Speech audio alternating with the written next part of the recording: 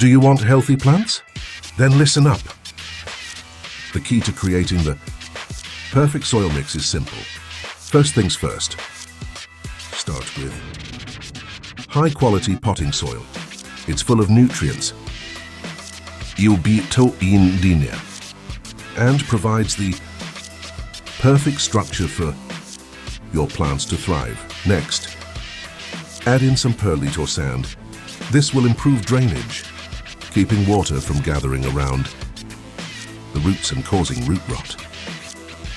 Nobody wants that. To really give your plants a boost, mix in some compost. It adds extra nutrients to the soil, making your plants grow strong and healthy. Lastly, consider adding peat moss or cocoa coir. These magical ingredients help retain moisture, keeping your plants hydrated between waterings. Mix everything together thoroughly. And voila!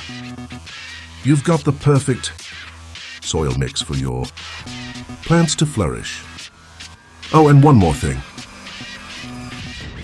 Remember to repot your plants with fresh soil every year. It's like a spa day for them, keeping them healthy and oh so happy. Thanks for watching our video. Be sure to subscribe to our channel for more gardening tips and tricks. Happy planting!